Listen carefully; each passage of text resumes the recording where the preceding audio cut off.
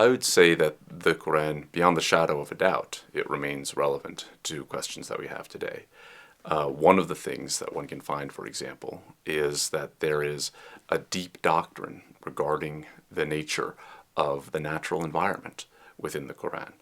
It is so much so that one author, Riza al-Kazemi, has said that if, in fact, the vision of Tawheed that you had in the Quran were maintained, you wouldn't have the environmental crisis.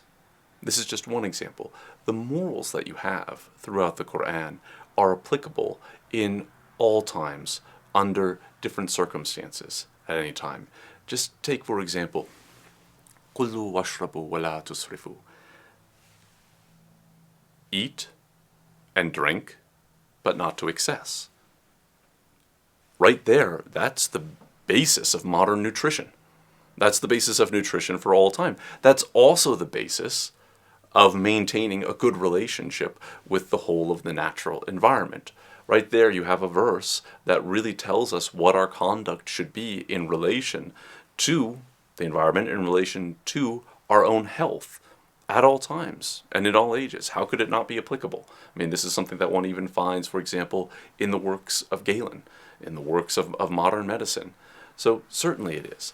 And in addition to that, now one finds, for example, the basic understanding of our relationship with wealth that you have in the Quran, that ultimately it's not really ours, it belongs to God, and we have to treat it as such, and we have to share it with others.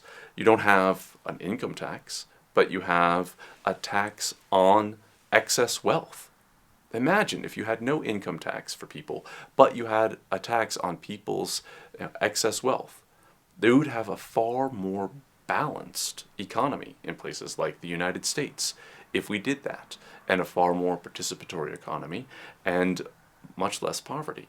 These are principles in the Quran that can be applied not only in Islamic civilizations, but also can be used within other civilizations. There was even a study done by a German economist that said that it would be better to put a small tax on people's residual wealth than to have an income tax, and it would be better for the economy.